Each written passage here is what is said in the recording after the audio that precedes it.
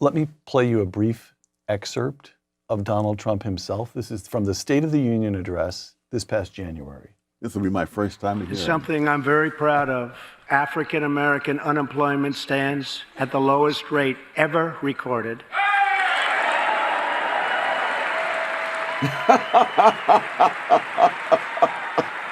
Okay. Oh my! He produces a maybe the statistic isn't quite right. There maybe no, it is. It is. It is. Yes. And there you see a shot. You see Republicans standing and applauding, and there you see a shot of Democrats who are sitting on their hands, including many members of the Black Caucus. Yes. In Congress. What do you make of that? That, as with so many other groups around the world, the leaders of groups that are lagging are often themselves one of the biggest handicaps of those groups, because they have to depict the problems in ways that will allow them to play the role of rescuers. And so there'll be no talk about how you can do this or that for yourself. There'll be talk about what we can get the government to deliver for you. And usually that's a lot of words and things that have bad effects.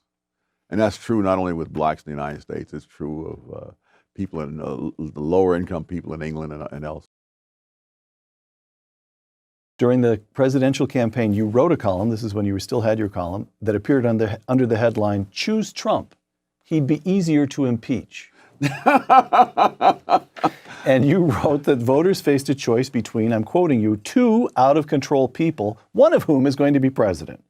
And you said since Hillary Clinton would be the first woman chief executive, she'd be very difficult to impeach, but Trump would be easier to kick out, so vote for Trump. Now that he's been in office for a year, what do you make of him? Well, it's interesting. Oh, gosh. You know, let me say that just recently, Walter Williams sent me a video of Donald Trump in his mid-30s being interviewed.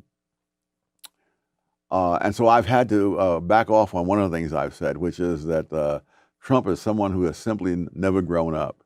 He was very grown up in his mid-30s. Speaking of retrogression. And it's scary, because how many people are more mature in their mid-30s than they are at age 70? All right. And given the trend line, how optimistic should we be about his becoming more grown up as time goes on? All right. All right.